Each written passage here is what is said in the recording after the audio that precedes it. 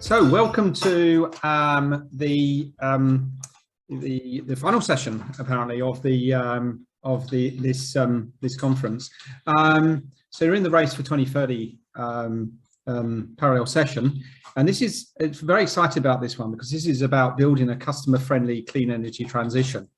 I'm Greg Morrison, and I'm the program leader for Race for Everyone, and just customer, people, consumer, however we want to phrase this, is what I deal with within the program, and indeed our speakers are all connected in one way or the other. I'd just like to start by saying this is being recorded. The slides will be available at a later date. But most importantly, I'd like to acknowledge the traditional owners of the lands we're all sitting on, and their elders, past, present, and emerging. Right. So this session is absolutely fascinating. I've been through all the slides and really enjoyed it. So it's really about people in their homes, their practices, how this connects to the increasingly decentralized, renewable energy systems on the grid. So there's a lot about PVs and electric vehicles, home automation, homes, people. So this is a very exciting time to be working in this area. It's moving very quickly, and we need as much research as we can to really sort of push this along. So the 4 speakers we've got, and we can put them up if you like, next slide. These 4 speakers are excellent in every way. They've been working within Race, and they're pushing the envelope in terms of our understanding. So really what they're all looking at is people, energy customers, and this sort of leads me into the first presentation. Is by Declan Kuch, who's as we see, a visiting research fellow at UNSW. And Declan I first met in the opportunity assessments, which is looking at trust, which is, you know, and really quite fascinating, some of his insights in enabling Race to create the new paradigm for trust, if you like, and a definition of trust for Race for 2030, moving ahead over the next 10 years. So I'm very impressed by his deeper understanding of social trust. He's doing some other work as well. He's going to bring all this together. He's got a lot of slides, so you've got to move pretty quick, Declan. But every slide is full of information. So if you can't quite follow him, the slides are coming out afterwards, really worth a good read of. And I have read them already. I'm really looking forward to this. So off you go, Declan. Looking forward to this. Thanks so much, Greg. And yeah, I mean, this is, I guess, an opportunity to talk about a couple of major reports. So I hope that you'll not only read the slides which tickle your fancy, but also download these really significant reports that they're based on. And I've got some details for those at the end of this presentation. I'll just start by acknowledging the Gadigal Wangal people whose land I'm zooming to you today from, and pay my respects to their elders past, present, and emerging. And I'm really delighted to present this work from the first major report in the reliable, affordable, clean energy for everyone stream that Greg is leading. And this comes out of our trust building for collaborative win-win customer solutions project, which was the opportunity assessment that Greg's just mentioned there. Now, I guess this is really important work because, you know, most of Race is really focused on developing technologies, and much of the discussion about climate change is really focused on developing new technologies. But I'm a social scientist, and my social science colleagues tend to operate with a wider conception of the problem than most of the engineering and technology professions. So narrowing the problem of the energy transition and sustainability to simply technology, I don't think is sufficient for the transition that we're facing. So our starting point for this project is really the move from centralized and state-owned monopoly utilities, like the one pictured on the top right here, to a deregulated and competitive energy sector, one where the relationship between energy sector stakeholders and customers has actually changed profoundly in recent decades. So the energy sector now needs to understand customer interests, values, and goals, which can only be discerned by effectively and openly engaging with customers themselves. So measures of customer satisfaction and trust in the Australian energy sector tell us that there's still a hell of a lot of work to do here. And one of the reasons for this is that competition policy has largely led to a retail market environment that has served retailers better than the customers. And because you're effectively punished if you're not changing retailers every couple of years. And that's something that far less than half of all customers actually do. So there's really a couple of questions that really cut across the two projects that I'm going to talk about today. So if we're serious about this idea of decentralisation and democratisation, where is power and control actually moving to and how? And then how is this shift understood and experienced by different parts of society? So the Trust Opportunity Assessment Report will be published on the RACE website in coming weeks, and I'd encourage you to download that. I'm also going to touch on some findings from a major international collaboration I'm also doing. So next slide, please. So this is really an overview of our process for the opportunity assessment. If you just go to the next slide, thanks, Ha. And it was a really rapid, so it was only really 6 months that we spent on this. Yeah, you can just jump to the next one, thanks. So this is really an overview of our process. And it was this really fantastic collaboration between the organisations pictured here. Now, our final report has some 16 authors listed. So these photos are not at all representative of the wider team, or I should say they're not comprehensive of the wider team. But we were also indebted to a number of fantastic industry reference group members who gave us really thorough feedback on our process and allowed us to test some of our early findings. And I'd like to especially mention colleagues at Essential Energy, AGL, and the Federal Government Department of Industry, Science and Energy and Resources. So as you can see from this document, we managed to, from this slide, we managed to review a huge number of papers, quickly isolating where the research gaps are and testing out a number of ideas with our industry reference group.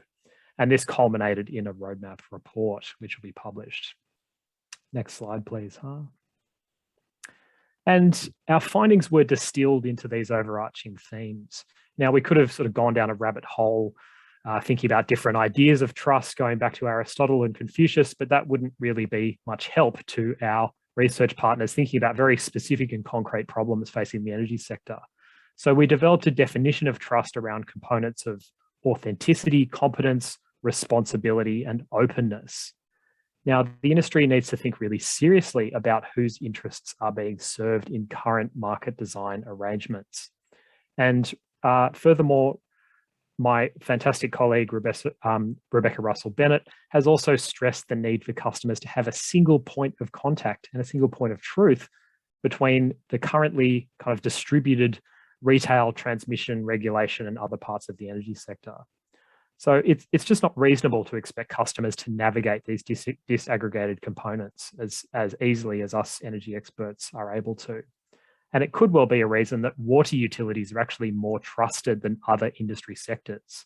And that's something that in itself requires more research. So tools to build easier flow of information from customers to the industry are sorely needed in the energy sector. And we've come up with a few proposals in the report. Crucially, we stress how fragile, context-specific, and multi-dimensional trust is. And this means single measures of trust, for example, through surveys, are just not adequate in themselves to understand relationships between people and the energy sector. Next slide, please. So pulling these themes together, our working definition of trust brought together confidence and uncertainty. That is, customers need to have the confidence that energy organisations, actors, and systems meet specific expectations for specific tasks under conditions of unknown outcomes. Now, that's a little bit wordy, but I think it has some really important implications that we highlight in the report. So trust is only necessary when outcomes are uncertain.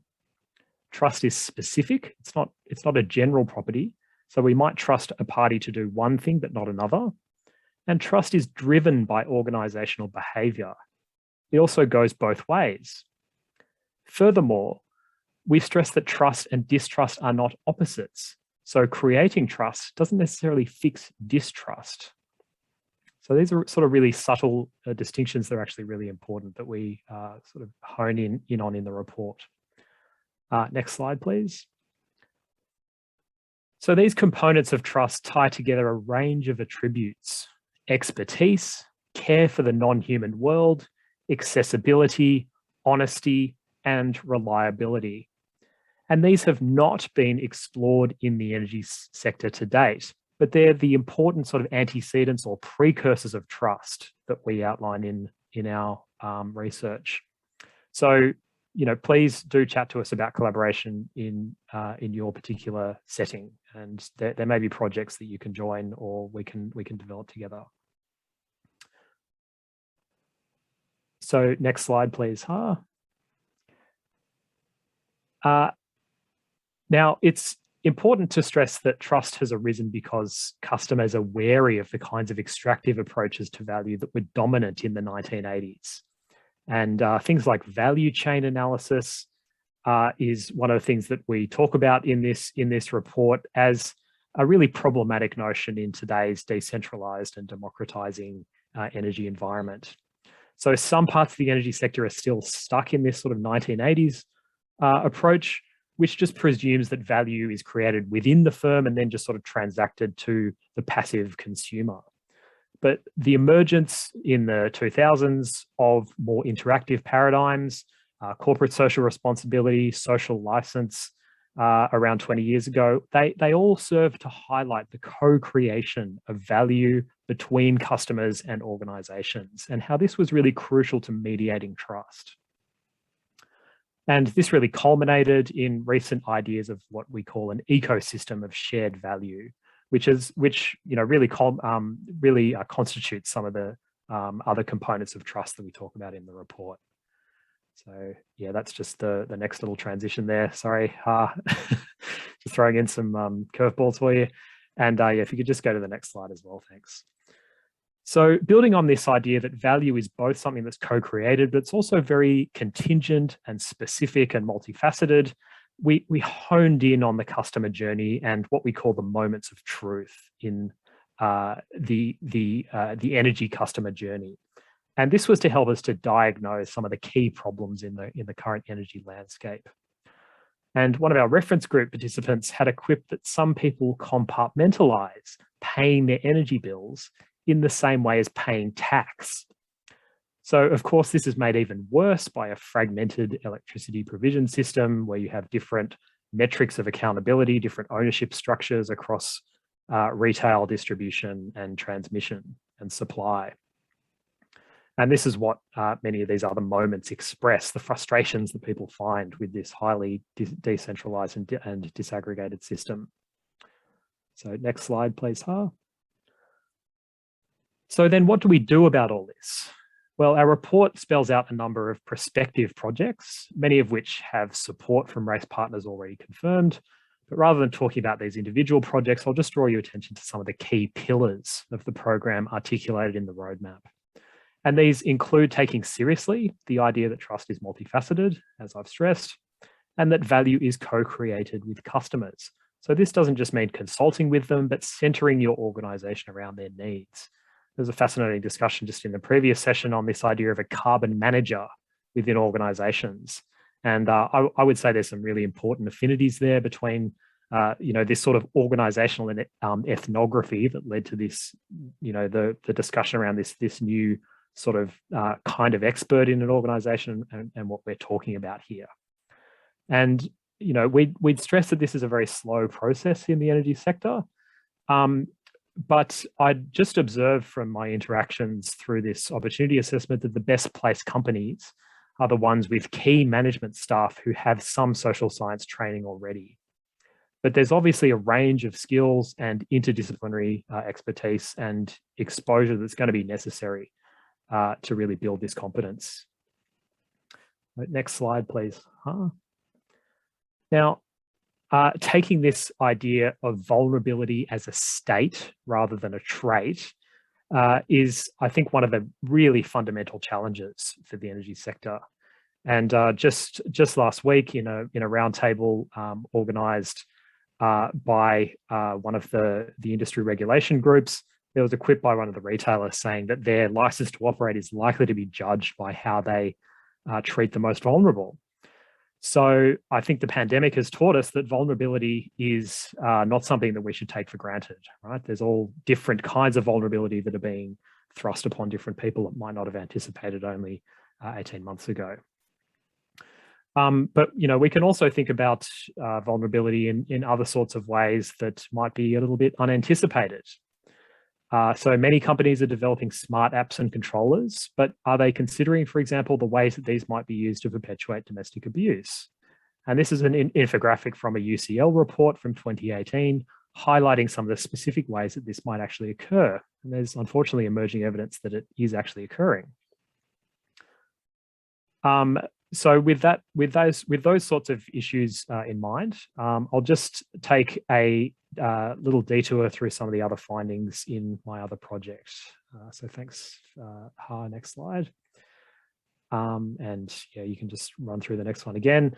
So this is a much bigger collaboration with research partners in Europe and the United States. We have a number of countries listed there where we have a whole lot of fantastic partners.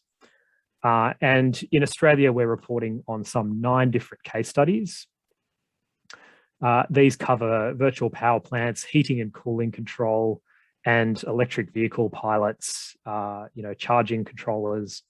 So whereas the race project I was just talking about was much more of a sort of horizon scanning project looking at trust in the energy sector, this project has honed in very specifically on the conditions under which residential energy consumers will trust a third party to control a significant load in their home. So we're thinking about, you know, people allowing their network company to switch on their air conditioner at peak times or manage when their EV is being charged, those sorts of things. Next slide, please. So we've recently published a major review paper articulating what we might mean by a social license to automate and spelled out a number of key components. And we've conceptualized trust, not just through the elements that I've talked about above, but also this idea of having a stake in the energy system. So having your sort of co-creation taken seriously by energy partners. We also use this concept of flexibility capital that might be interesting for some of the people in this room. And this is really talking about who has the ability and the capacity to move when their electricity loads are being controlled. And of course, as we heard yesterday, this dream of a kind of free energy system is being realized already, but it's only being realized at very specific times of day. So who has the ability to actually capitalize on that is a really important question going forward for the sector. Now, we also talk about grid sensitivity, and that's something that is really an expression of your accumulated outages and other disruptions to your services. And this is really important to your understanding of how you might contribute to the shared infrastructure around you. So each of these 3 components we tested through this idea of what would constitute a social license to automate. And just on the next slide, thanks, Ha. We were able to run these through some recent survey data from Energy Consumers Australia. And they run a national survey twice a year. And that's just been updated with some really pertinent questions here. So with the help of my colleague, James Ladwig at Newcastle Uni, I've been able to articulate some really specific hypotheses here based on these really fantastic survey questions. And just on the next slide, thanks, Ha, we've just got a summary of the really key findings. This is forthcoming work, and it's really interesting running some of these ideas that we developed through the conceptual literature, through the survey, through the survey findings. And what we really found was trust is a really social thing. So those with the highest level of trust tend to have higher incomes, but there's also a sort of precarious middle. Those with trade qualifications, people like those with TAFE and diplomas, they have a much lower level of trust in different institutions, not just the energy sector, but this cuts across banking, finance, and even water utilities. Secondly, we found that income itself isn't actually a very good predictor of willingness to share data, which is part of this automation question that we were interested in. So if you're wealthy, you're not necessarily likely to participate in some of these, really key technologies that we're thinking about here in terms of being able to move load around. So this is one of the reasons that social science is so important, because we need to be able to articulate who is going to be participating in these technologies of the future, allowing us to capitalize on the kinds of low cost and free sustainable energy that will be crucial going forward. And we also found that there's this incredibly important factor of grid sensitivity. Those who are further out from the major cities, those who experience outages, they might be on the end of the grid, they're actually more likely to come to the table with these automation technologies. So there's a real opportunity here, I think, to think about different pilot groups here beyond just the traditional sort of male engineers in the cities, basically, that have been most of the pilot participants. And just the final slide, thanks, so just summing all this up, I'd say there's three really key takeaway messages that we really have to confront the nature of trust as this social category, and it is mediated through these different transactions in the marketplace, people's energy bills. But we need to understand it socially as a totally fundamental component of the energy transition. So I think it's important to really confront this gap between who has been participating in a lot of the pilot projects over the past sort of 20 years, really, in developing new automated technologies in the transition, and then some of the most vulnerable people who really should be the beneficiaries of technologies that will help manage cost and allow people to really capitalize on some of the really pressing, really adapt to some of these really pressing issues of cost fluctuation that are likely to come down on different energy consumers over the next few years. So with that, thanks very much. Please do get in touch with any questions about any of this, and stay tuned for our final reports, which will be published at the websites below. Thank you. So thanks very much, Declan. Great talk. There's no questions in the chat, but I'm going to ask you a question anyway, because I really wanted to ask, because there was something you said about the work you did where a sort of a point of contact or somebody, as you say, trust is social. So, I trust you, you trust me. Who should, when there is an outage or a blackout, if we really run into problems like we maybe will in Perth, let's see, who in the next few years, in whom does the customer place their trust, or put in another way, has sufficient social trust been built? So should there be a quite a serious event, that there's that there'll be an acceptance and a willingness to follow guidelines, or follow what, and who is it they're trusted? Yeah, look, I mean, that's a great question, and I'd say that if we have colleagues from Western Power on the call, get in touch with us. And yeah, I mean, this is something that organisations should be tracking. They should be finding ways to figure out what are the conditions under which people are trusting them. They should be listening to their customers, and they should be getting on the front foot as well. Now, there's been a lot of proactive work that Energy Networks has been doing over the past few years, and I think that's moving broadly in the right direction. I think following some of these issues that faced the sector after the sort of gold plating accusations in the mid 2000s onwards, they realized they had to really get on the front foot. So it's just interesting to see them employing a lot more people with social science training, and understanding that this infrastructure can't be taken for granted, that their proposals to build infrastructure need to be justified, and they need to engage with consumers much more proactively. And there's actually all sorts of ways you can do that.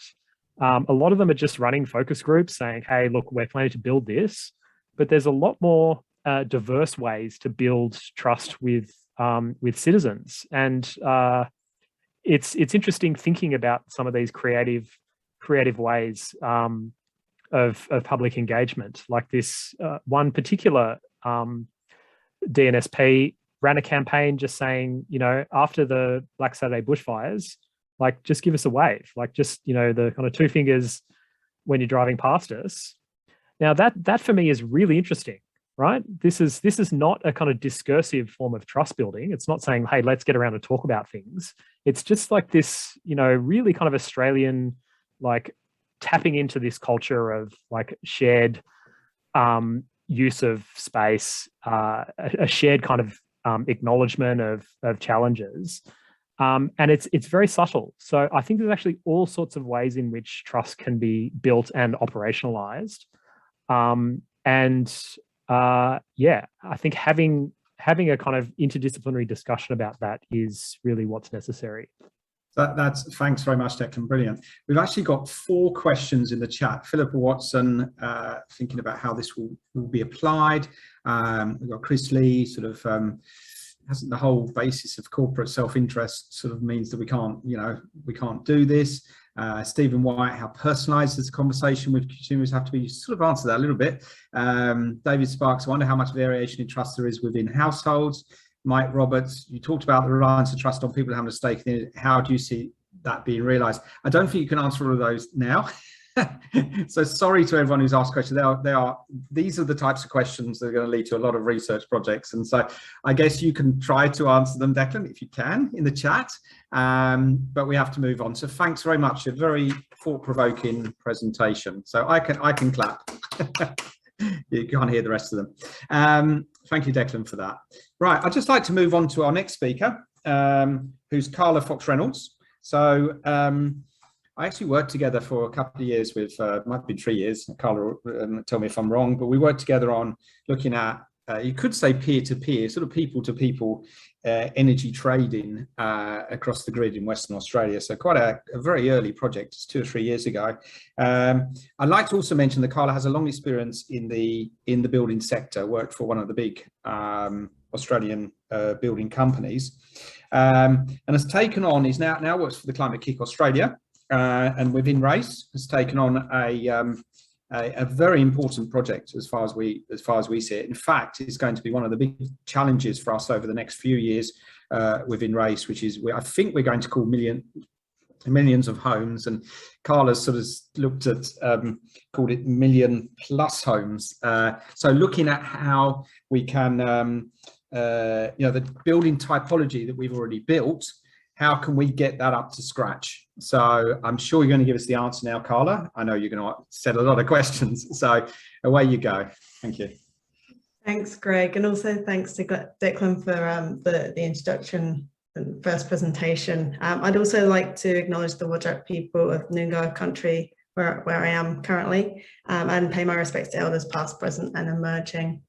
So just to give a quick introduction to those that aren't aware of what Climate-KIC does here in Australia, we're a not-for-profit organisation. We're partners within the Race and currently leading the 1 Million Homes project. We work with industry, government, researchers, entrepreneurs, NGOs, investors. We work with everyone.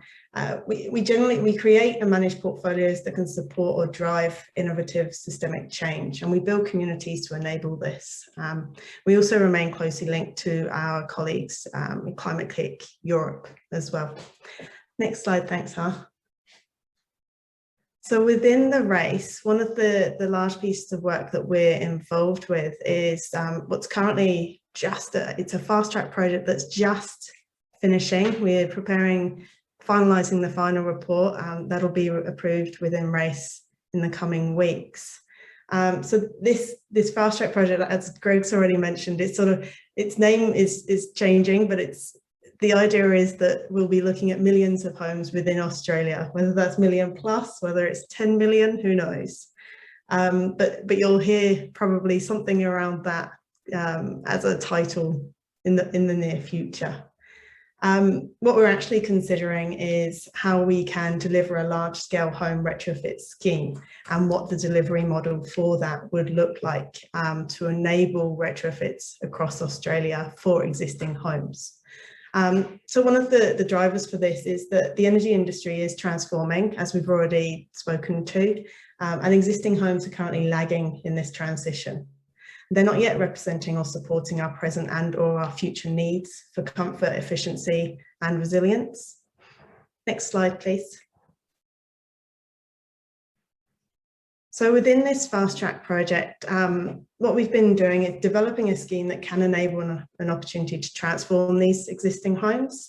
You'll see on the slide a very brief look at what exists with regards to up to the 10 million existing homes in Australia. And you'll see that Class 1A covers the largest percentage within Australia, that being owner occupied and or tenanted. Within the scheme that we're looking at present, that's probably where our target market sits, mainly because of the scale that we intend to reach. So I'm going to talk today briefly to some of the findings from our project, because I definitely wouldn't have time to speak to everything that we've considered in the past 5 months, and we'll continue to work on beyond this. But what I'm going to speak to more so I won't talk to the proposed delivery model and the specifics of the scheme that we're talking about. I'll mention some of the key messages for 1 million homes. And then a public report will be available from the race upon approval in a few weeks, I'd expect. So one of the things within the scheme, we do intend to enable a path towards electrification, but we're also considering the thermal and energy efficiency being maximised in these homes first. We know that this would support the energy grid as the operators, retailers and industry move through this transition away from fossil fuels and towards net zero energy and 100% renewables. So as I've said, so the NCC Class 1A homes that we would likely be targeting, that equals about 86% of all of Australian homes at present. And these are only considering existing homes. So this isn't looking at new builds at the moment. And while there are 8.6 million Class A 1A dwellings in Australia, the other thing to consider is that not all of these homes will require retrofit. Not all of them are suitable for retrofit, but then mostly to consider in this presentation is more about not all of those homeowners will want retrofits. Next slide, please, Ha. So one of the important things that we have done within this project is we engaged with an industry reference group, and that's been an extremely important piece of work and very useful to the findings that have come from this. So the IRG indicated to us through our first workshop, and this is probably one of the first questions that we did ask them, and what they indicated was that although, yes, key drivers could be energy savings or emissions, which we expected, what was very apparent was that comfort and health of occupants are actually a very strong consideration within the IRG group. And then what we found that this thought around health and around comfort of occupants within homes was also reflected in the literature review within the work that we've done. Next slide, please. So our project modelling, we modelled typical home within New South Wales, Victoria and WA. And one of the first, so based on a typical home, we then modelled what would the improvements be based around if we were able to insulate and to draft proof, what could we achieve? And we found through that dependent on location, you could achieve between 17 and 31% of reducing a home's energy use. However, that wasn't reflected in the cost savings. And this is just considering insulation, lagging and draft proofing. which once again enforced that need for understanding the importance of a higher level of home comfort for occupants, especially during times like now when a lot of us are spending much more time at home than we have ever have done before. So what our proposed scheme is looking to offer to retrofits is to consider these measures alongside the bigger ticket items like solar PV, hot water, heat pumps, but also considering that the building envelope improvements are for the life of the building. And this is an important and worthy consideration to make. Next slide, please. So our literature review showed further examples and claims of benefits that went beyond energy savings and emissions reductions for retrofit home schemes. A couple of the international examples that we looked at were Warm Up NZ program and the ENEV Act in Germany. So you'll see on the screen some of the claims of benefits that were shown with, I think it was 8 programs in particular that we looked at in the literature review. But the two, so looking at Warm Up NZ, what we found from that is that they were able to quantify the success of the program, but actually 99% of the measured net benefit came from improved health, resulting from the warmer, drier conditions after insulation was installed. So what they found in New Zealand was net benefits were calculated to be worth New Zealand dollars 1.3 billion over the expected lifetime of measures delivered under that program. And with a benefit to cost ratio of more than 4 to 1, which was an amazing result to see.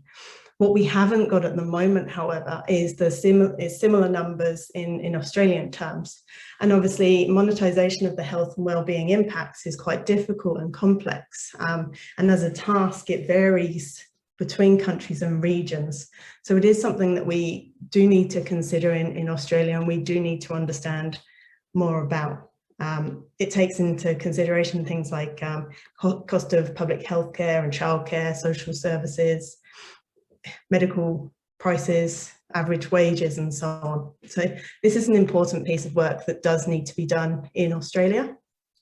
One of the other programs that we did look at was the ENEV Act in Germany, which has also been shown to be a very successful program so far.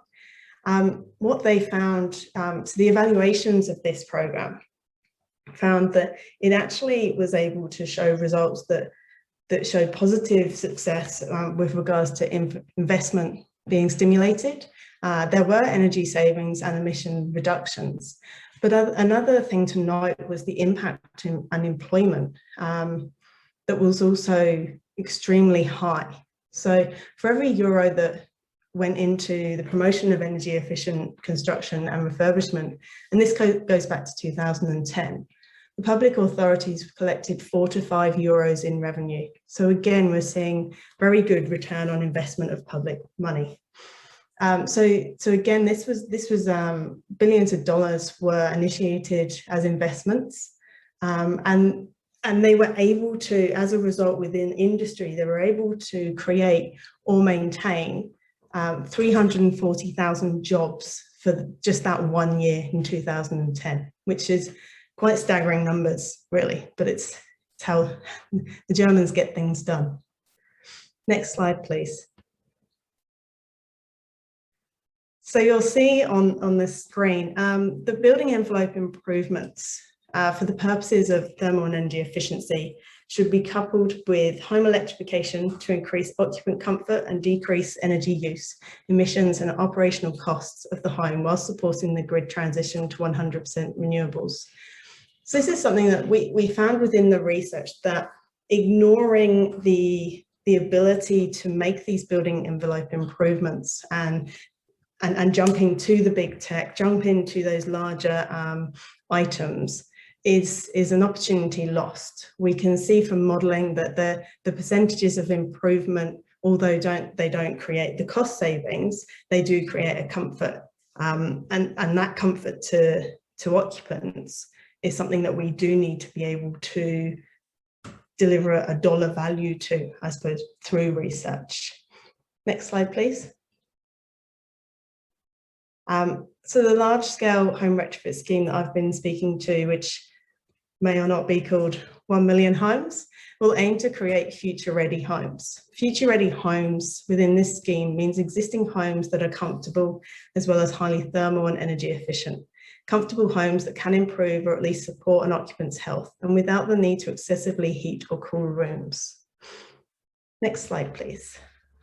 So this leads me to our current issue. So energy efficiency isn't sexy. And there's no way we can get around that. It isn't like solar panels. It isn't shiny. It's not exciting. It isn't visually appealing. It mostly isn't cool technology that you can show off to your friends and neighbors. And this is so when we're talking to consumers, when we're looking at the idea of being able to relay a retrofit home scheme, this is a very important piece to understand, because we need to be able to deliver a message that talks to the target market that will be making the decisions. Next slide, please. So we need to be able to change the message around energy efficiency. We need to be able to talk about comfort and health and health benefits to homeowners and occupants. And we need to be able to quantify those benefits in Australian terms to government. And this is because of the quote that you'll see on the screen at the moment. So these retrofit homes, the decisions will be made by people at home. And some of you may or may not have heard Saul Griffiths speak, and obviously he'd be speaking about the electrification of America, and most recently now electrification of, or electrifying Australia. And what Saul says here is very relevant to the subject that we talk about in energy efficiency also, is that these decisions will be made across the kitchen table, not the boardroom table. Hence why the messaging around efficiency and electrification of the home is extremely important, that we get it right for the target market that we're talking to. So we need to enable this subject as one that can be discussed between friends and family with interest, because it can increase our family's comfort. And our home comfort has obviously never seemed so important. So potentially now is the time to be having this conversation. And I'll probably point out, because it has been said by many people as well in this process, is that it's worth being aware that much of these decisions will be made by women. And there are a few things that are happening at the moment. I think Stephen's just made the point about the Renovate or Rebuild TV program, and we're really looking forward to seeing that come into mainstream media and seeing the impact that that has on people as well. So what we really want to be seeing is more like that. Next slide, please. There we go. This is people comfortable in their home. So I suppose the key message that I want to move away from today, and this isn't the only key message that's coming from this project, there's much more about the practical and the application of a delivery model and the scheme and the process. But what we need to be able to do is create a cultural shift towards energy efficient and healthy, comfortable homes. And obviously in doing that, the conversation will include indoor air quality, moisture management. But how do we change the language? What can we do for that message to be heard and to land with the right people that are going to be making the decisions about retrofitting their homes? So you can move to the next slide, please. So what we need in that cultural shift, we want it to be, so the next time that your wife or your husband says, I was thinking, we should want you to expect them to be sending you in the roof to insulate, or to be doing something within your walls, or you'll be having your hands looking for drafts, and you'll be doing maybe what is considered that less sexy work, but something that is going to create a huge benefit for the comfort of the home and creating a more energy efficient home that is then able to better support the grid, but also receive technologies and work toward electrification, knowing full well that the building envelope is in its best state already. Thank you. So thank you very much, Carla. I actually have a question, but I'm going to first, there was a couple of comments that were made. So you rightly picked up on Stephen White's one, renovate or rebuild, coming soon. So there was a bit of a plug for that. Fantastic.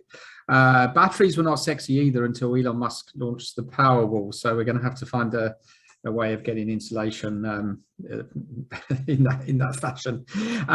So Ukasha had a question there. Hi, Karla, just thinking of your work in the light of the previous talk by Declan. So that was about sort of social trust. What do you think is the impact of trust building in the successful retrofit of Australian homes? I guess that's sort of getting at your thinking around how do we sort of get the message across. So yeah, I know it's not an easy question, but do you have any thoughts there? Right, and so it was definitely something that we talked about within the IRG as well. And one of the things that, and I think it's almost a simple but devastating thing to understand, is that if there isn't trust within a scheme, within a retrofit home scheme, and that trust needs to start from the beginning of the process to the very end. So that needs to be a very streamlined process. That trust needs to be gained and it needs to be maintained. Without that, it will fail. So we could be able to deliver what we believe to be the best product. We could have finance available that could suit each and every family. We could customize it whilst having standardization. We could literally tick every box, but if trust fails, the people making the decisions will not decide to retrofit their home. So therefore the scheme would fail. So I would completely agree with Declan. And I think it was really good to hear his take on and the work that's being done, to say that that's one of the most crucial pieces of our industry work moving forward at this point. So I guess the lead on question from that is, because we know from Europe, from New Zealand, that as soon as we start to seal buildings, look at insulation without properly ventilated facades, that you run into all sorts of condensation and you, rather than healthy and comfortable homes, you end up with sick homes. So in who do we trust here? Because you know, if you're, as you're suggesting, some of it will be home me going down to Bunnings, or possibly local companies, you know, coming in and retrofitting the home. How do we make sure that that's done in a fashion that builds on the knowledge that already exists as far as vapor and ceiling homes is concerned? Yeah, so one of the things we've definitely found from research was homeowners need technical guidance. They don't have, at this moment, even if they had an interest to go ahead with some sort of retrofit, there's so much information for them to take on that it's too much, but then they don't know where their first step is and who they would trust. So one of the things that the scheme is proposing to provide is, as a part of the process, there would be a whole of home assessment. And within that, we would start to understand things like if there's a risk for indoor air quality and so on. Beyond that, the people involved in this scheme would only be accredited installers. They would only be accredited trained assessors. So that's another very important piece of the ecosystem to create. I'm going to add something in there, and this is just because indoor air quality was, I suppose, in another life. When I wrote my thesis at university, I wrote it on indoor air quality before indoor air quality was even something being discussed in the development world. And it was something that probably when I first arrived in Australia, at that point I was trying to enforce as well. It's that, yes, it has to be a driving force as well. We build very differently here to what they do in the Northern Hemisphere. And there are some quite simple tweaks that could be done in the process of new builds. So there's a lot of work to understand, well, what can we do in existing buildings? We don't want to have to abandon certain items when trying to achieve thermal and energy efficiency, because the indoor air quality will be threatened. So we do need to find solutions as an industry, as researchers and so on, to enable the trust, but also be able to to create that, to deliver a message so that people can understand. I know one of the things also, if you want to talk to VOCs, is that you can be making decisions about the items that you're putting in your home before that, and that's outside of gas and so on as well. So there's a big conversation to be had there. Okay, so we're going to have to move on. I'll just say a couple of things. One is that you mentioned the IIG, and Declan did too. So it's three-letter acronym. So that's the industry. You may have said what it was, but for everyone out there, that's the industry reference group. All Race for 2030 projects, opportunity assessments, industry PhDs, all have an industry reference group in some form. This is, we regard as very important because of just the sort of questions that some of the insights that Karla and Declan were giving. Were presenting are not just research questions, but they're also industry insights, tacit understanding, challenges that they're facing. So this all mixes into these to race projects, so the actual outcomes have a real sort of not just a very solid research basis, international and national research basis, but also are sitting very firmly in the issues of our time. So thank you very much, Karla. There's another question there. Could you answer that in the chat? It's from David Roche, and it's a big one. It's about how you're going to solve renter occupied housing. So it is definitely a part of the proposal. So maybe it's probably not ideal that I answer it on the chat, but it will be as a part of the inclusion of the report that will be public soon. Okay, so David, you will be getting an answer a bit later. Okay. Reach out to me. Yeah. So thank you very much, Karla. So I'll give you a clap. So I'd like to move on to Amelia Thorpe. And hey, so I was looking through her slides beforehand, and I actually have a plug-in electric vehicle, and went to the local shop where they've got EV parking, and then got told off because I didn't charge. So I'll be very interested to got a very personal reason for listening to what you're saying now, because Associate Professor Amelia is in the Faculty of Law and Justice, so she'll be able to tell me whether I was on sticky ground or not. Look, there's a much bigger issue than my own, and that's really about an opportunity assessment that Race has been or Amelia's working in, looking at EVs in the grid. So I just want to say, just to everyone out there, we've actually got 17 of these opportunity assessments, and they're of a scope in nature. So they're really pushing out the next 10 years in terms of the research we should be doing, and sort of mapping all the you know, what are the bigger projects we're doing. So I'm going to be really interested in what you're talking about, Amelia, because let's face it, we're all going to be owning EVs over the next 5 to 10 years, I would guess. So please present. Thank you. All right, thanks, Greg. That's a perfect introduction. So I would also like to acknowledge and pay my respects to the Gadigal people whose land I'm on, to remember the violence done to them and express my solidarity with their ongoing struggles for justice. Okay, so as Greg said, I'm not an engineer. I'm a socio-legal researcher based in a law school, and I have a background in architecture and planning. So I work broadly on governance of cities. Next slide, please, Ha.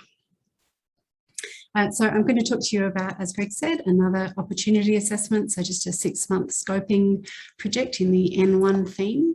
And that theme responds to the rapid growth in electric vehicles. So it's predicted by 2030, there'll be more than 500,000 EVs being purchased each year in Australia.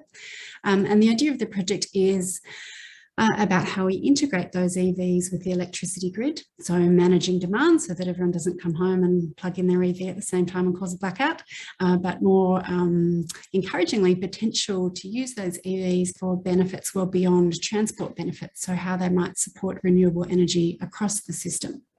And that's based on the idea that EVs are likely to have much greater energy storage capacity than the kinds of standalone batteries people are installing in their homes. So already the power capacity of existing passenger vehicles dwarfs the peak demand in the Australian national electricity market. So the idea is if we make use of just a small share of this new battery resource, we could dramatically reduce the cost of renewable energy in the electricity grid. So through things like flexible smart charging, vehicle to grid and vehicle to premises would be ways to moderate peak and minimum net demand. So we're just wrapping up that opportunity assessment. So we're finalising the report now. It was a report undertaken with researchers and industry partners across Australia. So a large team. And the part that I did, I worked with Declan. And that part was focusing on the user perspective. So it was a literature review.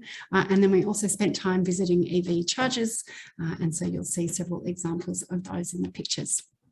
As Declan did, I'll also note that what I'm going to talk about is a very small part of this project and certainly not representative of the whole team. Next slide, please. Okay, so current discourse on electric vehicles largely centres on the automobile and energy industries, so economics and engineering. We see most of the discussions are about things like taxes, tariffs, subsidies, government fleet purchases, planning large-scale infrastructure networks. What we don't see a lot of is discussion about users or about wider relationships with the built environment.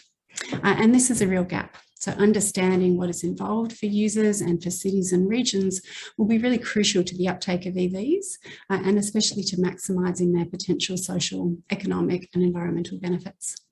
Next slide, please.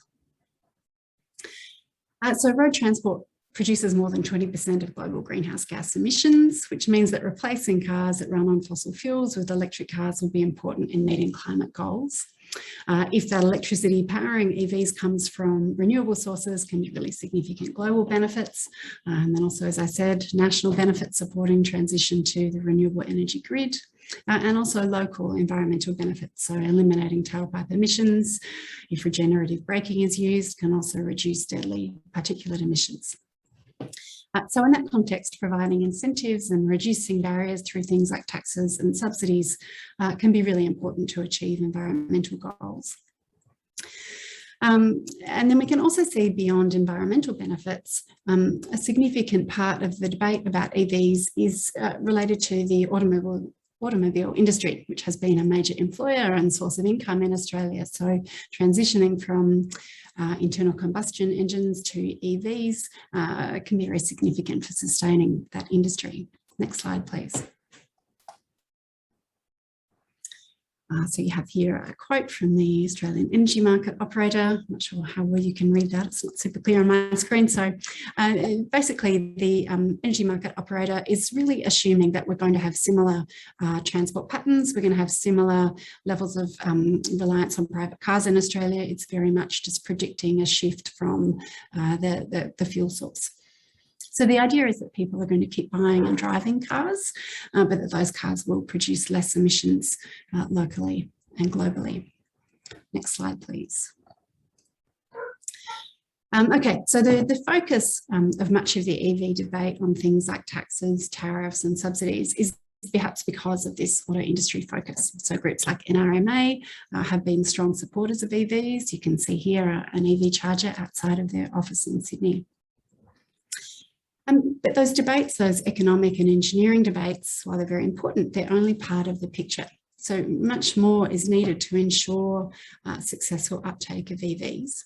And I'll go through now some of the areas that we identified as gaps in the research related to the user perspective.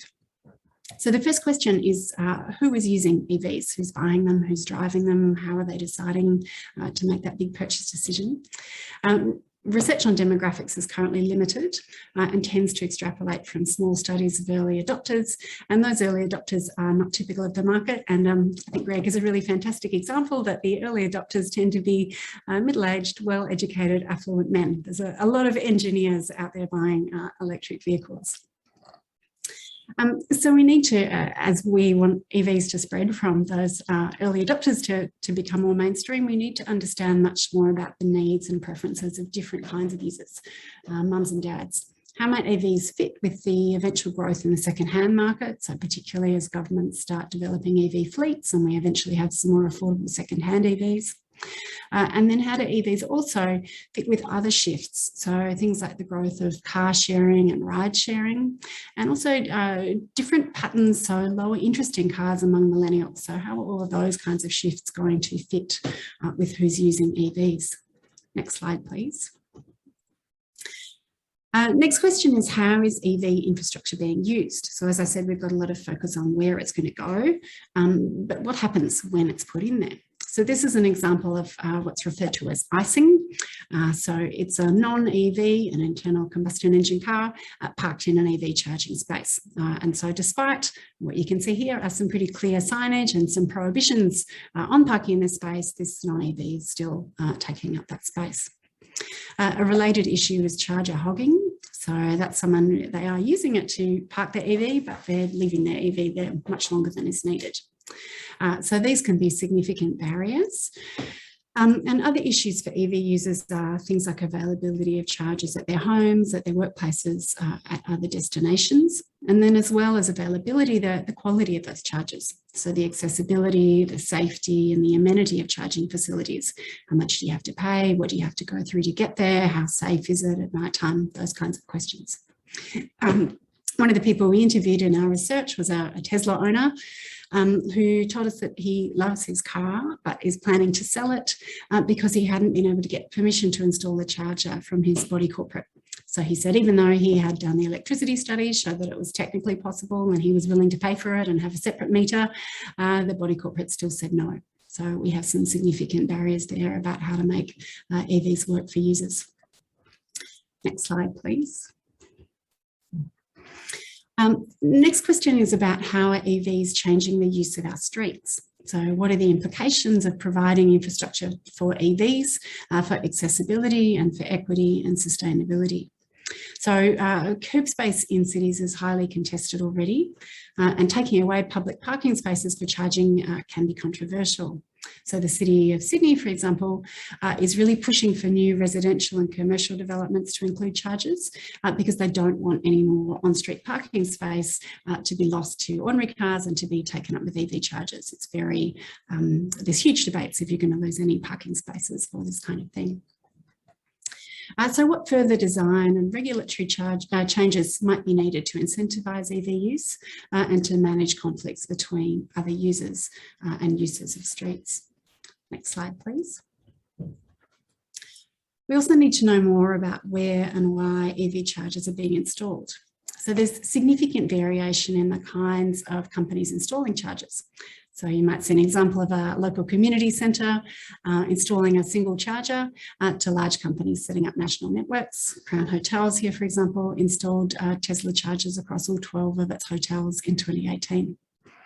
So we don't know how businesses make decisions about charger installation, what impacts and benefits those businesses get from installing chargers and from charging infrastructure networks and transport systems more generally. We also don't have good public data about charger locations. So if you go onto a Department of Transport website or the EV Council website and you find a map, the map is from PlugShare, which is a US-based company using crowdsourced data. So we don't have a really great system for publicly knowing where chargers are going and the quality of those chargers. Next slide, please. Okay, so the points about where chargers are going and how they interface with cities are particularly important. So as I said, EVs can have significant environmental benefits locally and globally, but they won't solve all of the problems of our current heavy reliance on cars here in Australia. So some of the problems EVs won't solve are things like accidents, deaths and injuries. So in Australia, traffic crashes are the leading cause of deaths for children. EVs also won't do very much about health impacts of sedentary lifestyles or congestion or the costs of providing and maintaining roads and parking and associated infrastructure. EVs also won't do much about inequality. So we know that the burdens of car-centred transport are often felt most by the already vulnerable, people on low incomes, older people, Indigenous Australians and those with disabilities. And shifting the fuel source, of course, won't change this. And in fact, EVs might even make some of these problems worse, perhaps encouraging the allocation of more resources to cars, from the loss and obstruction of footpath space to wait may for chargers, to to subsidies that favour wealthier people who can afford to buy a new car. I don't want to be all doom and gloom though, so while EVs won't necessarily solve all of these problems, they could make a really significant difference, and particularly if we plan effectively. EVs could help facilitate wider shifts, not just to our energy systems, but to more sustainable transport. And we've got really great evidence from the past year or so during COVID-19 showing just how quickly we can change the way that we allocate our street space. Next slide, please. So there's been a lot of interesting stories about the rapid uptake in electric micromobility recently, and particularly during COVID. So sales of e-bikes have increased dramatically. And cycling levels have increased significantly in Australia. So we saw an initial boom and there was a drop, but we're still well above pre-COVID levels. And cargo bikes and e-scooters have increased dramatically. And we also see that although this is, of course, most apparent in our cities, there are studies showing that there's also potential in rural and regional areas. Next slide, please. So conservative approaches where EVs are used primarily to reduce tailpipe emissions and reliance on fossil fuels, so otherwise enabling transport to continue on a business as usual basis, are just not enough. We need to think more, we need to develop a progressive vision centred on shared and intermodal electric mobility. So we need to find new ways of creating value from consumers' devices and practices through managed charging, sharing models and more efficient vehicle asset management, as well as better integration with walking, cycling and public transport, and especially electric micromobility. And to maximise the potential for what Declan described as new ecosystems of shared value between businesses and consumers, we need to understand the user experience, as well as the way in which governments and other actors engage with and shape the environment in which EVs operate. Next slide, please. So streets are a key site in cities and an important focus not just for transport, but for social and economic exchange. And changes in how we allocate and regulate our streets often highly contested, dependent not only on technological shifts, but also social norms and understandings. And this report here describes some of those issues. So moving the way that we use curb space is not trivial. There are going to be significant design, engineering, construction changes, new forms of revenue collecting, new kinds of travel behaviours, and often conflicting concerns need to be taken into account. So the impacts of new mobility services on streets, so including EVs, but also the rapid rise we've seen in home delivery, we're all using more food delivery and more parcel delivery, ride-hailing services, charge points, car and bike sharing programs. All of this requires more study. There's a new range of actors vying for curb space, and so conflicts are likely to be increasing. So key questions then are around how EVs interact with other changes in the use of the street. And we need to think about how the development of EV infrastructure might encourage other kinds of travel behaviour, and particularly how we might plan EVs to encourage more sustainable transport. Next slide, please. So I want to finish with what I think is a very exciting initiative. A recent law was passed in France enabling people to trade in their old cars to get a €2,500 voucher to purchase an e-bike. And I think this is really exciting because it's a benefit going to people on lower incomes, people with much lower means. So it's addressing equity and accessibility. It's not aimed at high income engineers who benefit from the subsidies and incentives that might support the purchase of an EV. And I think if we think about Australia, this kind of initiative could have could make a really significant difference. Our levels of active travel are a fraction of those in European countries and among the lowest in the developed world. We have huge potential to increase cycling. A lot of our trips in Australia are actually quite short and quite suitable for cycling. And if we add e-bikes, it becomes just that bit more feasible to swap a car trip for a cycling trip.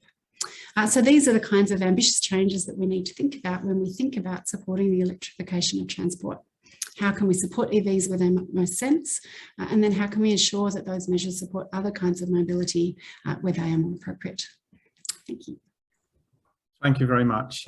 Great talk about the whole EV discussion and debate, I guess, that's going to be ongoing. There's actually Noel had asked, did the people in WA produce the detailed WA EV action plan, which came out, I think it was released by Energy Policy, liaise with you on your research? I'm guessing they probably didn't, did they? I'm not sure who prepared that plan. So there was a team from Curtin. So Peter Newman was part of the opportunity assessment that we did. He might have been part of that plan. I'm not sure. No, I don't think so. Well, he'll probably tell me off for saying that. So the answer is probably no to that. But and this shows the importance of getting the sort of, the industry groups. We are liaising now with Energy Policy WA and the WA government on a whole range of issues. So hopefully those sort of discussions will be had as we release the type of report that you're working on. There's a quick question from Kash. I'm a bit aware of time, so just if you could answer this fairly quickly. Why is the increase in electric bikes typically not reflected with the increased purchase of electric cars? Is it because of significantly higher costs? I guess she's saying that, I'm not quite sure which side she means, whether electric bikes are being bought more than electric cars or vice versa, but maybe you can answer that. We haven't explored motivations, but yeah, certainly the figures are showing higher rates of purchasing e-bikes than EVs, and yeah, it probably is at cost. You can buy a really fancy e-bike for about $5,000. That's really not going to get you very far. The cheapest EV is pretty close to $50,000 in Australia. So I suspect that is a very big factor. But I guess also factors, things like where you can charge an e-bike. So you can just plug your bike into any old power point. An EV is, much bigger issues there about where you can charge that. Right, thank you very much, Amelia. So I'd like to move on to our final speaker, who's Stephen White from CSIRO, very eminent research in energy efficiency, homes. I first met him on he was actually had my job in low carbon living CRC, where he was sort of program lead on sort of everything people were involved in, and living labs and all that, things like that. He's going to present on flexible demand sellers. I've sort of looked through his slides, and I think he's going to answer a lot of the questions I had and some of my misunderstandings. So really looking forward to your presentation, Stephen. And we'll give you the full time. So to warn everyone, we may run over by about 5 minutes, but look, yeah, this is a very hot and important issue. So please, Stephen. Beautiful. Thanks very much, Greg. And so, yes, I'll be talking about flexible demand. This is another one of the opportunity assessments of the RACE CRC. The focus here is more on the commercial and industrial sector. It's in the Race for Business program in the CRC. And so it's really looking at sellers of flexible demand being commercial and industrial end users. We had 5 research partners: CSIRO, Energy Efficiency Council, A2EP, RMIT and UTS, and then a number of organisations on the IRG providing advice. And it was a great experience, really good research team that worked extremely hard to deliver some really good outcomes. Next slide. So I guess the first question is, well, what is this thing called flexible demand? And we probably take it for granted that we kind of understand that it's something to do with energy users changing their the amount of electricity they're consuming. The Californians have a system of classification, which is shift, shape, shed, and shimmy. Shift is responding to a price signal or some sort of penalty signal, and changing your demand at an instantaneous moment, and then capturing it back at some later point. Shaping is similar, but it's just done as an automated thing day in, day out. And indeed, behavioural practices may in fact be a form of shaping of your demand. Shedding load is another form of flexible demand, and in this particular case, that's sort of synonymous with loss of production, because you are just stopping production that is shedding demand. Shimmy was the more fast time cycle stuff.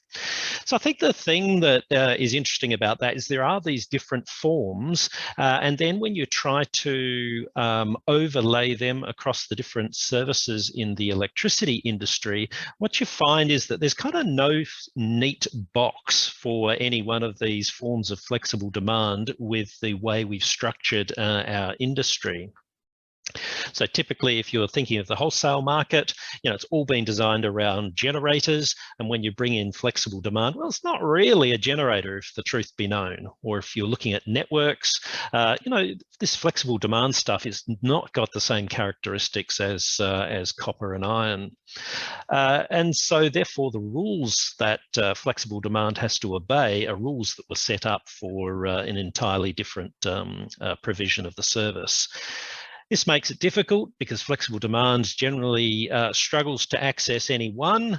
Not only that, but it can't actually combine the values that it does actually provide in the service. But the one place where it seems to have worked reasonably well is in the form of shed in the RERT market, which is contingency and emergency reserve. So big aluminium smelters and the like that switch off during an emergency event. But that sort of does the stuff a disservice because it's a very manually operated service and it doesn't capture value from the various other areas that it could. But I think, after going through and talking with lots and lots of people, this thing called flexible demand is best considered as being sort of what I would call a last gigawatt in the electricity system. So if we've got 35 gigawatts of capacity is peak demand, then that last gigawatt, if we could be able to call on that, then that would ameliorate a hell of a lot of the extreme events inside the sector. Next slide. So we did an assessment of how much flexible demand there is out there. We did it for the built environment, which actually considered both commercial and residential. We also did an industrial resource assessment. But I just used this slide to highlight some of the points from the previous one. In the context of air conditioning, both commercial and residential, it's not just one size fits all there either. There is a shed form of air conditioning where you start switching things off, and that has comfort implications and indeed may have health implications in certain circumstances. But there is also a form that is far less invasive and much more feasible as a regularly called upon resource, which is around nudging of thermostats. And so I could call that a shift. Sort of ideas of diversity also are quite significant in the context of what you would want to do with flexible demand. In the case of residential hot water and swimming pool pumps, discretionary loads, if they're currently sort of going pretty much evenly in a diverse fashion across a 24-hour day, then when you switch it off, you only get sort of for 1 hour, you only get 1/24 of a capacity. But if you actually then steal that diversity and turn it on for an hour, suddenly you've got 23/24 of what the nameplate rating of capacity is out there. So solar soaking looks like an incredibly good application for residential hot water and swimming pool pumps. But in all of this, return to service becomes quite an issue. Next slide. And so, there were sort of 3 categories of service where we allocated sort of how much capacity we thought there might be. One is the emergency response, that's more of the shed, the market response being more of a shift, and then minimum demand is an increasing issue in the electricity supply industry. And what we found was that there was heaps of resource available there to provide that last gigawatt that I talk about. And so it looks like there is a very strong opportunity from a capacity point of view. Click, if you can click forward. But in fact, there are other things that are all playing for that last gigawatt. Voltage tapping in the network space. And the one that I'd point out is batteries. And in this particular context, looking more at large-scale batteries rather than electric vehicles. And AEMO predicts that there'll be about 5 gigawatts of that available by 2025. And so, next slide. So if there is all this batteries that's going to go in, do we even need this flexible demand resource at all?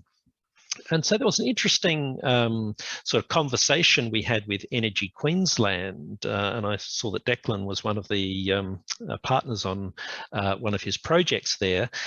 But, you know, once you actually got through all the diversity of different units that people are using and trying to compare things on a like-for-like basis around this last gigawatt of capacity, Energy Queensland seems to be able to have pulled together an air conditioning program, broad-based, at a recruitment cost of $244 per kVA, which is equivalent to about $30 per kilowatt per year. Targeted program even cheaper still, and if you look at the costs of that, it's just crazy low compared with any of the supply side initiatives such as batteries, open cycle gas turbines, or indeed the NEM if there was no fuel component in the NEM. And, you know, I mean, in reality, of course, that low cost is because the hardware is being bought anyway, and so it's more of an activation cost, which is the incremental component. If you can click forward. And then there's a whole bunch of stuff which relays back to the previous slide, which is, well, okay, what's missing for this cheap stuff? And it's all around the transaction and the interface with the human beings. So the IT comms network, feedback, measurement and verification, settlement, recruitment of participants and the like.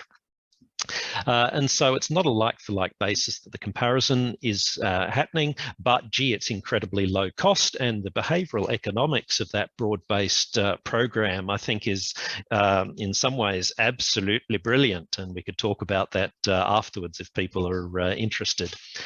Next slide. And so then we went back, we did some modelling around wholesale prices in 2018, and what if we were to provide a last gigawatt of shiftable or market tradable load, and then if we could in fact value stack that across the various elements, we reckon there's about $455 million per year worth of value that would be created, and that's really conservative with a bunch of other more detailed, more rigorous estimations. Click forward. And importantly, from our point of view, is we could afford to pay people for batteries at $155 per kVA per year, and we'd still have $300 million a year of customer bill savings. Next slide. And so, you know, if that's the good news story, the tricky news story is, of course, this, what are the barriers? And, you know, if you were to go to the average industrial or commercial end user, and we did go to them and ask them, they would say, this is not our problem. We don't want to get too involved with all of this stuff. So we did a big literature review of the international peer-reviewed literature. We did 3 focus groups with different industry sectors. We did interviews, we did a barriers workshop with over 40 people, and we found that the barriers sort of broke down you know, principally into the 2 key issues. One was around sort of show me the money. This isn't actually worth that much compared with my day-to-day revenue flows.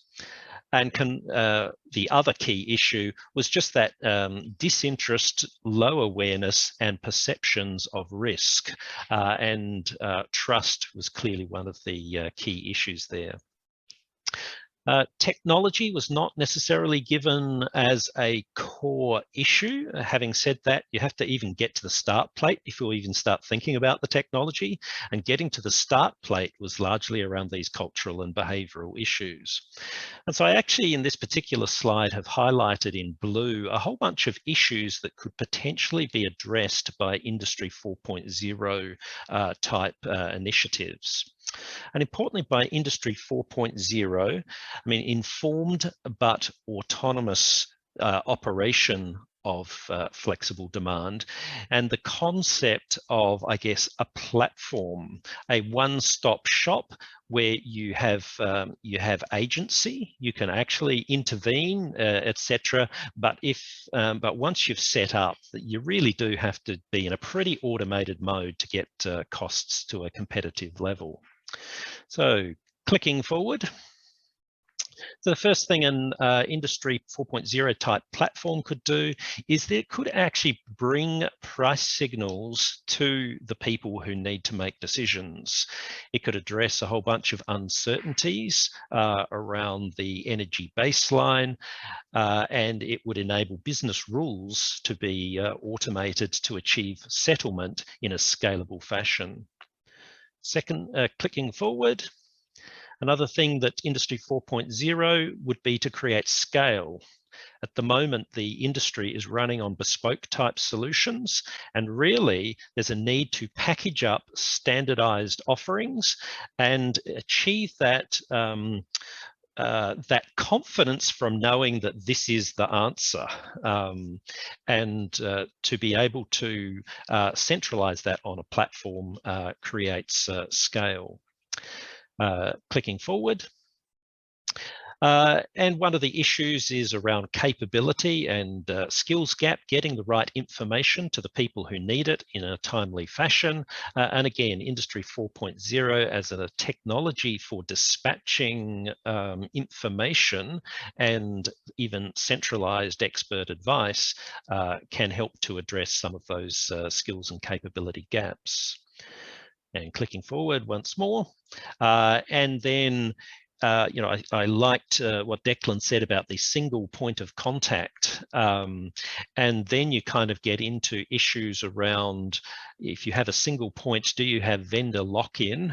And can a platform actually create a competitive environment where applications can be selected on a competitive way to create choice and to create a sense of agency in the whole thing. So in some ways, this Industry 4.0 is, you know, we think of it as a technology solution, but ultimately I see it as being a tool for cultural and behavioural, addressing the cultural and behavioural issues. Next slide. And so, you know, just sort of then coming to, well, you know, the bottom line from the point of view of the flexible demand seller. What our interviews said when we talked to them was that, you know, it wasn't necessarily about the money. It was kind of about just make this material for me. What's the business model? What's the strategy? What would actually give you the board level discussion around this? And we found that linking flexible demand to net zero type strategies made it into a board level discussion rather than just a financial decision on the margins. And risk was the other thing that you know, you've just got to de-risk this, and some of the things that Declan were talking about went to the heart of trust as being a mechanism as part of the de-risk story. So clicking forward, and so my mantra that I sort of felt was coming out of this was, you got to make it easy, you got to make it trustworthy. And so don't give me all of those electricity industry subsectors of and complicated cost reflective pricing signals. You know, just give me a feed-in tariff type thing would be the sort of stuff that just makes it simple. And you know what you get when you decide to buy it, and make it relevant, link it to net zero and the ability to increase the amount of renewables in the grid, and you make the actual financial trail visible as and obviously viable as well. Next slide. So just in summary, we found that this flexible demand stuff could provide, you know, there's enough of it there to be a real help to the electricity industry, and it could do it at really low cost. But unfortunately, the market structures are a poor fit, which make it very difficult. We also found that the flexible demand, is difficult from an awareness, cultural and skills barriers perspective to actually enable it. And the keys to doing that are simplification, and that sort of one-stop shop was one of the sort of things that that came through. And for my mind, Industry 4.0 is kind of the new way of doing flexible demand that will that has potential to enable unlocking of this last gigawatt in the electricity system. So I think that's me. I'm happy to take questions.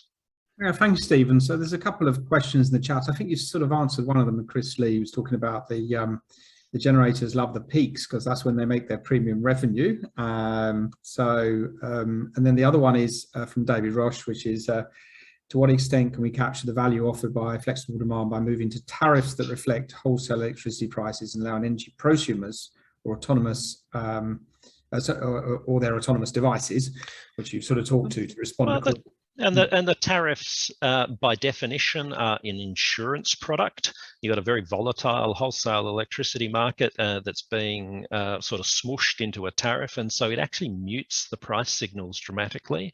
And so, we've got about 16 different reports covering different angles, and one of the angles was, well, is it about tariffs or is it about incentives? And I would suggest that incentives was perhaps a way of putting in something that's a sharper price signal to actually create some incentive to respond, rather than the muted tariff structures.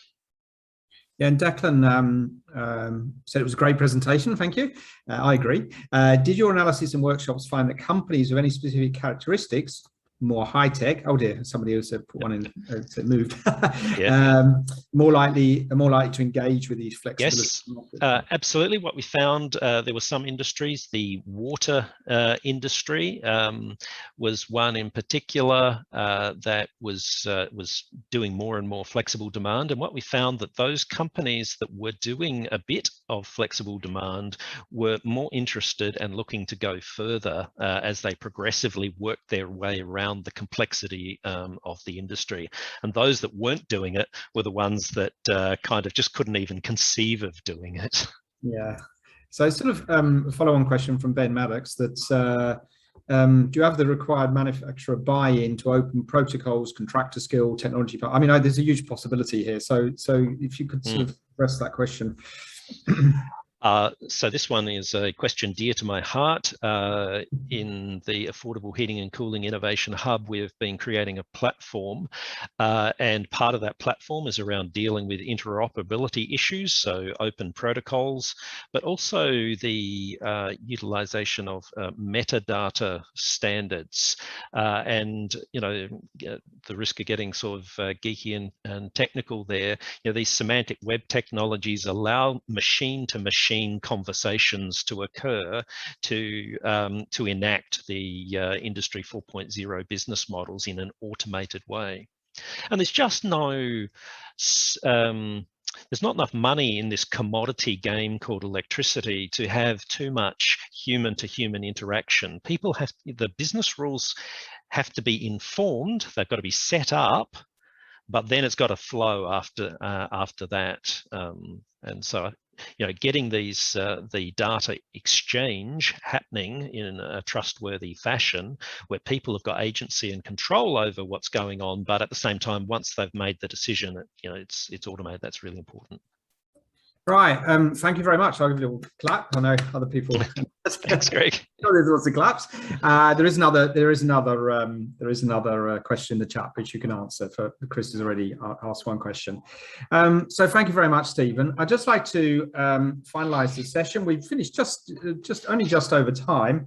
4 great presentations today. Declan, who's been giving us some deep insight into the whole question of social trust and the changing nature of it in the renewable energy transition. So just really deep and really showing where Race for 2030 can go into the future. Karla presented to a high level findings. I learned that there are 10 million homes in Australia, which surprised me there were that many, but I guess there are. There may be more. But the whole issue of retrofit, where do we start? what are the mechanisms?